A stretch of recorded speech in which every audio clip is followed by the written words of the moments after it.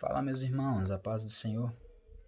Convido você que está assistindo esse vídeo para que, nesse momento, nós possamos tirar alguns minutos para estudarmos a palavra de Deus, pois é muito importante, irmãos, estudarmos e examinarmos a palavra para que nós não estejamos sujeitos a muitos enganos que Satanás ele se utiliza para acabar fazendo com que muitos se afastem de Deus.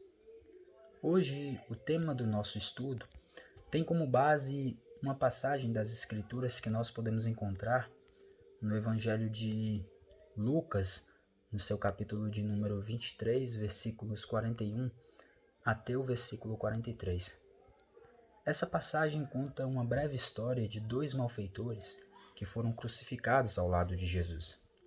E para mim é muito linda a mensagem que nós podemos receber nessa passagem sobre o perdão de Deus quando nós nos arrependemos.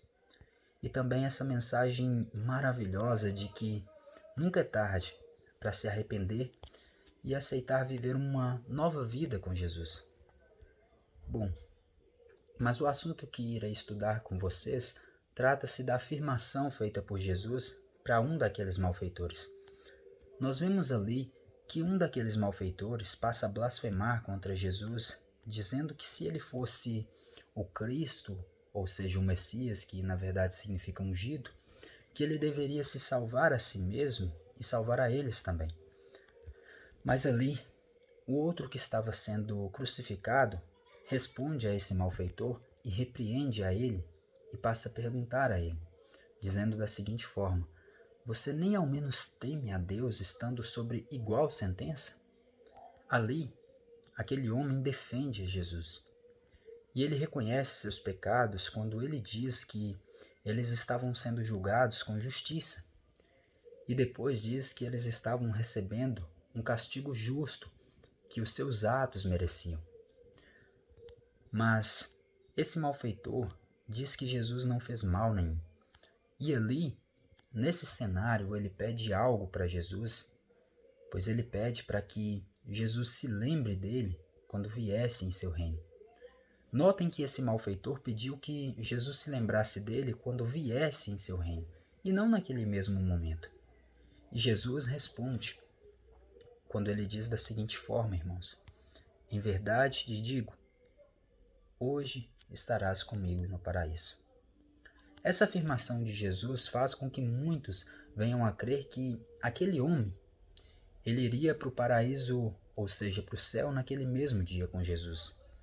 E por essa razão vemos muitos no meio evangélico hoje até afirmarem que o ladrão na cruz já foi para o paraíso. Sobre isso que estaremos nos aprofundando agora. E eu peço que você não fique assim chocado com o que eu vou dizer agora, mas a verdade é que o ladrão, ele não esteve com Jesus naquele dia no paraíso. E agora talvez você pode começar a se perguntar aí, ficar meio confuso e perguntar, ué, mas você quer dizer então que Jesus mentiu? Bom, aí que a gente precisa ter cautela, irmãos, ter cuidado para a gente analisar os detalhes, porque são nos detalhes que às vezes que a gente perde de enxergar a verdade. Jesus, ele estava afirmando naquele momento, bom, segundo o que muitos acreditam, que o ladrão estaria com ele no céu. Mas na verdade, irmãos, a realidade por trás disso, nós podemos encontrar no Evangelho de João, seu capítulo de número 20, no versículo 17, que nós vemos a palavra de Deus nos dizer, o próprio Jesus respondendo para Maria, em uma conversa que ele teve com ela, onde ela até achava que ele era o jardineiro, mas quando ela reconhece a ele, digamos que um momento de alegria e felicidade, talvez ela tenta abraçar a Jesus. Mas Jesus ele responde algo interessante, ele diz: não me detenhas, ou não me toques, porque eu ainda não subi para o meu Pai.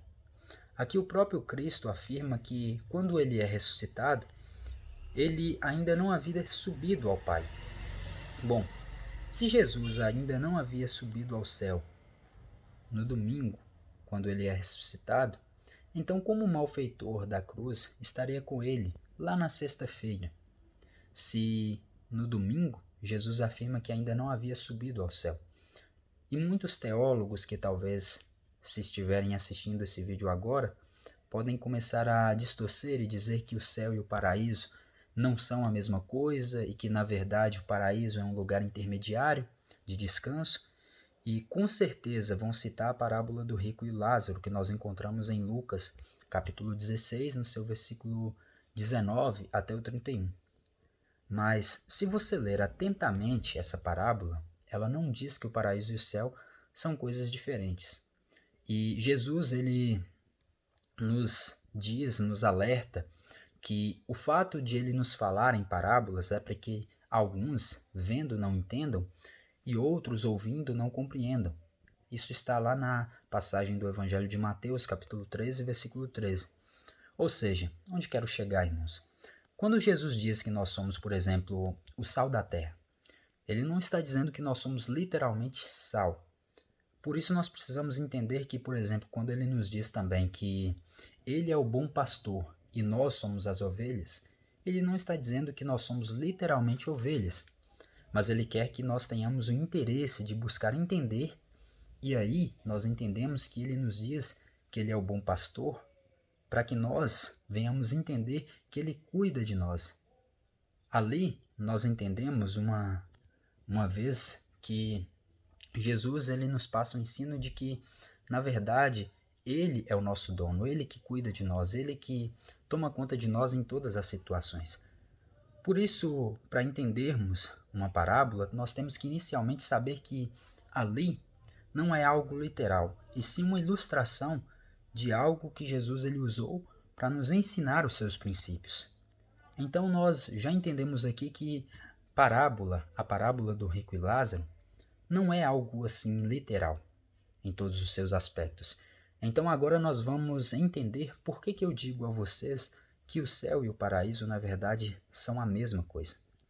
Na verdade, o céu é o paraíso. O paraíso é, digamos que, um lugar onde reina a felicidade, ou seja, o céu. O apóstolo Paulo afirma isso em 2 Coríntios capítulo 12, versículo 1 até o 4, que ele diz que conhecia um homem que havia subido até o terceiro céu. E ali ele vai dizer algo, se no corpo ou fora do corpo, não sei, Deus o sabe. E ali você vai ver e vai notar que tem um colchete nessa frase, quando ele diz, se no corpo ou fora do corpo, não sei, Deus o sabe. E ali você vê um colchete e eu estarei fazendo alguns estudos nos próximos vídeos sobre esses colchetes que vocês podem identificar em algumas passagens da Bíblia. Mas aqui o assunto é que Paulo ele estava dizendo que ele conhecia um homem que havia subido até o terceiro céu. E ele diz que viu coisas inefáveis e depois diz que ele sabia que aquele homem foi até o paraíso. Ou seja, Paulo ele diz que esse homem foi até o terceiro céu e foi ao paraíso. Ou seja, logo céu e paraíso são a mesma coisa. Então, se Jesus não havia subido ao paraíso quando ele ressuscitou, não é possível que o ladrão estivesse na sexta-feira com Jesus no céu. E outra razão que vai fazer você ter ainda mais certeza de que o malfeitor não foi para o paraíso naquele mesmo dia de sexta-feira é que, na verdade, o malfeitor ele provavelmente não morreu na sexta-feira. Isso nós podemos encontrar em João capítulo 19, versículo 31 até o 33. E eu vou estar lendo essa passagem para os irmãos entenderem. João capítulo 19, versículo 31 até o versículo 33, para nós entendermos que, na verdade, o ladrão ele nem sequer morreu na sexta-feira. João capítulo 19, versículo 31 a 33 vai nos dizer que era o dia da preparação, e os líderes judeus não queriam que os corpos ficassem pendurados ali até o dia seguinte, que seria um sábado muito especial. Por isso pediram a Pilatos que mandassem quebrar as pernas dos crucificados e removê-los. Assim, os soldados vieram, quebraram as pernas dos 2 homens crucificados com Jesus. Mas quando chegaram a Jesus, viram que ele já estava morto e, portanto, não quebraram as suas pernas. Aqui nessa passagem vemos a palavra dizer que aqueles que crucificaram Jesus não queriam que aqueles corpos que foram crucificados ficassem até o dia seguinte na cruz, porque o dia seguinte seria um sábado, digamos que muito especial. Então, eles mandam quebrar as pernas daqueles malfeitores e de Jesus. Quebrar as pernas era, digamos que um ato assim que faziam para evitar que aqueles que estavam sendo crucificados não fugissem depois e para poderem removê-los da cruz sem o risco de eles escaparem. Por isso, nessa passagem nós vemos que a preocupação dos sacerdotes era que aqueles corpos não ficassem na cruz no dia de sábado. Mas eles foram crucificados na sexta-feira. Se eles tivessem morrido na sexta-feira, seus corpos poderiam ser removidos, e não havia necessidade nem preocupação daqueles corpos ficassem ali até o dia seguinte. Mas aí entra o ato de se quebrarem as pernas. Eles mandam que esses soldados quebrem as pernas daqueles homens porque eles ainda estavam vivos. Mas quando chegam até Jesus, eles veem que Jesus já estava morto. E ali nós vemos que eles não quebram as pernas de Jesus. Ou seja, os ladrões não morreram no mesmo dia que Jesus. Tudo isso aconteceu por volta, se eu não me engano, das 3 horas da tarde, que foi o momento da morte de Jesus. Mas o dia, para os judeus, sempre se inicia por volta das 6 horas da tarde, ou seja, ao pôr do sol. Como nós podemos ver isso na passagem de Lucas, capítulo 23, versículo 54, que na nova versão transformadora da Bíblia, que fica mais fácil assim de entender o que se diz, vai dizer assim: isso aconteceu na sexta-feira à tarde, no dia da preparação, quando o sábado estava para começar. Ou seja, aqui nós vemos dizendo que aquele algum ocorrido que estava acontecendo lá, aconteceu na sexta-feira à tarde, no dia da preparação, quando o sábado estava para começar. Ou seja, está dizendo que o sábado estava para começar à tarde, ou seja, ao pôr do sol. Se o sábado se iniciava ali ao entardecer, nós entendemos por que eles removeram os malfeitores quebrando-lhes as pernas. Porque aqueles sacerdotes viram que eles não iriam morrer em apenas 3 horas. E como eles não podiam esperar até eles morrerem, porque o dia seguinte seria um grande, digamos que sábado muito importante, ali eles removem aqueles malfeitores para que seus corpos não ficassem ali no sábado. E aqui vem de novo o detalhe. Se o malfeitor não morreu na sexta-feira, como que ele iria para o paraíso na sexta-feira? É uma pergunta interessante, não é mesmo?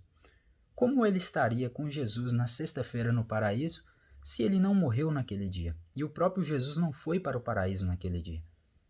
A resposta é simples, irmãos. Jesus não prometeu que o ladrão estaria com ele naquele mesmo dia no céu. Jesus ele prometeu naquele dia, ou seja, Jesus estava dizendo que naquele dia ele estava prometendo que o malfeitor no futuro estaria com ele no paraíso. A realidade é que esse ladrão, esse malfeitor, está dormindo.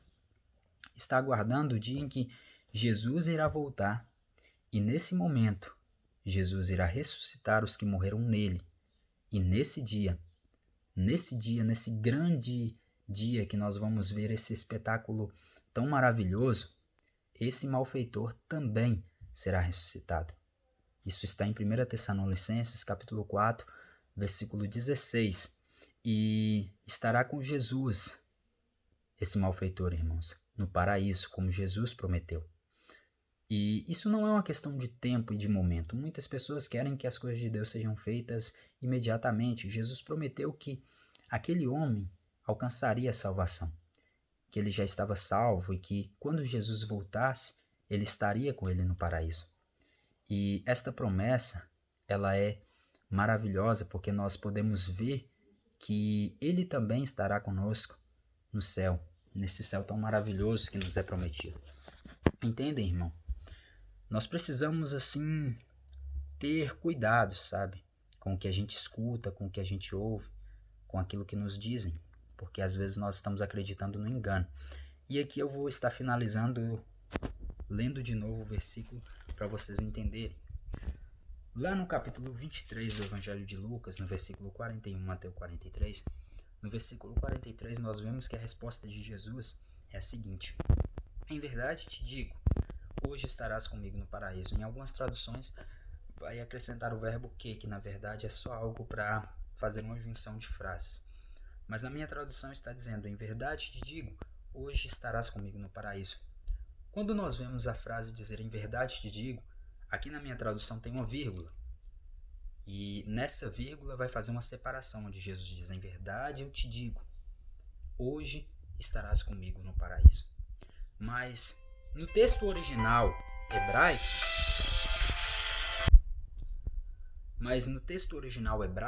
irmãos, não existem vírgulas.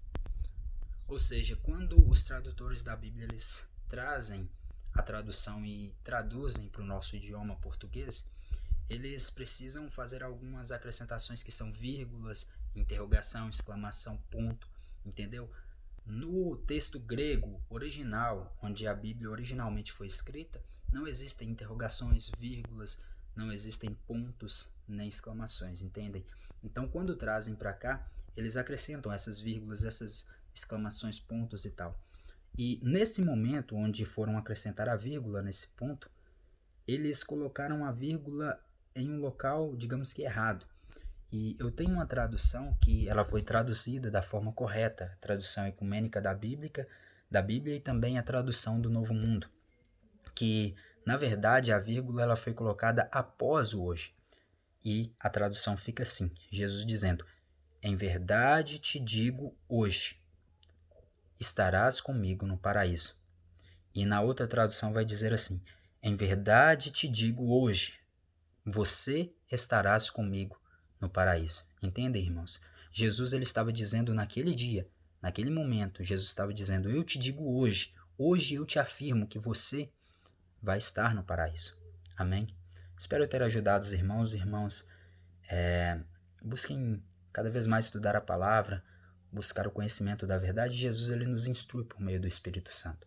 O Espírito Santo ele nos mostra aquilo que às vezes nós temos algumas dúvidas, por isso nós precisamos incessantemente, cada vez mais do nosso Deus e Pai, do nosso Deus Filho Jesus Cristo e do nosso Deus Espírito Santo, que é o nosso Consolador. Amém, irmãos?